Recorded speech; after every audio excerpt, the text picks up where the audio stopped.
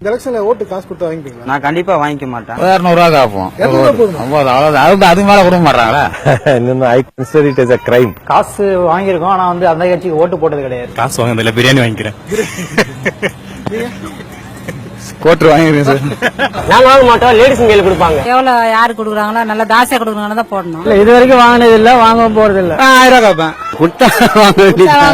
Actually அது வாங்குறதே தப்பு. நீங்க நிஜமா சொல்லுங்க, வாங்கலாம் கொடுத்தா வாங்குவேன். 1000 ரூபாய். 1000 ரூபாய் ஆமா. காசு வாங்க மாட்டேங்க. காசு வாங்க மாட்டீங்க? கண்டிப்பா வாங்க மாட்டேன். அது ஏரியாவை பொறுத்து இருக்குங்க. இந்த ஏரியா எவ்வளவு? எங்க ஏரியா ஹை கிளாஸ் இருந்தா 5000 கிட்ட கேட்கலாம். வாங்க மாட்டோம்னு இல்ல, கொடுத்தா வாங்கிப்பீங்க. வாங்கி போனா தமிழ்நாட்டுல பிறந்தது கோசம் ஓட்டு நாங்க போடுவோம். எங்களுக்கு ஓட்டு போட உரிமை இருக்குது. பணம் பெருசு இல்ல. நாங்க கஷ்டப்பட்ட வேலைக்கு போனா பந்த சம்பாதிச்சோம். அந்த ஓட்டெல்லாம் சம்பாதிச்சது இல்ல. 1000 ரூபாய் விலைவாசி எல்லாம் ரொம்ப அதிகமா இருக்கு, அதனால 1000 ரூபாய். லட்சக்கணக்கில் கொடுத்துற பொறுத்து இல்ல. அந்த 300 500 இதை விற்கணுன்ற அவசியமே இல்ல. நான் காசு கேட்க மாட்டேன். ஏன் வாங்க மாட்டீங்க? என்னோட ஓட்டு நான் போட போறேன், அதுக்கு எதுக்கு நான் பைசா வாங்கணும்? அது நம்ம காசு இல்ல. கண்டிப்பா அது அந்த காசை பயன்படுத்தா நமக்கு கொஞ்சம் உறுதும். இவன் ஏமாந்தவன் இவன்ட்ட கொடுப்போம் அப்படின்னு தெரிஞ்சுதான் கொடுக்குறாங்க. அப்ப நான் வாங்குறேன்னா நான் ஏமாந்தவன் அர்த்தம். நமக்கு அம்மா அப்பா எப்படி முக்கியமோ அதுமாதிரி நம்மளோட கவர்மெண்ட் நல்லபடியா அமையத்தான் நம்ம முக்கியம். கொடுத்தா வாங்குவேன். ஆனா ஓட்டு போடுவீங்களா அவங்களுக்கு? அவங்களுக்கு போடுவேன். போடுவீங்க. அது தப்புன்னு சொல்லல உங்களுக்கு?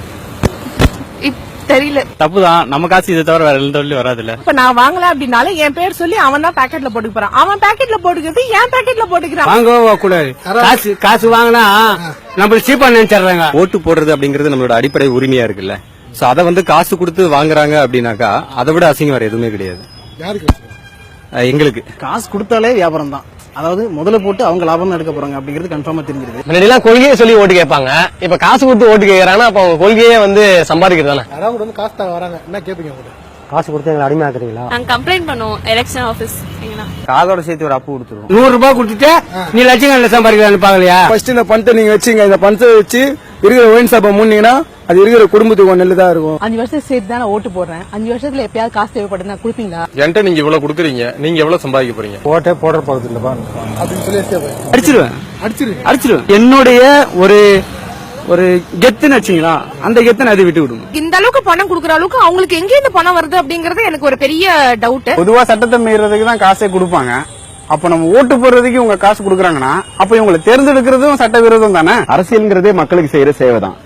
பணம் கொடுத்து சேவை செய்யற அளவுக்கு அவ்வளவு நல்லவங்களாடா நீங்கன்னு கேட்பேன். நான் ஃப்ரண்ட் பாக்கெட்ல 100 ரூபாய் வச்சுட்டு பின்னாடி பிக் பாக்கெட் அடிச்சலன்னு பாக்குறீங்களா? வேற பழப்பம் இல்லையாடான்னு கேட்டு போயிட்டேன். போடுறது முக்கியம் தான், ஆனா அதை விட முக்கியம் யோசிச்சு போடுறது.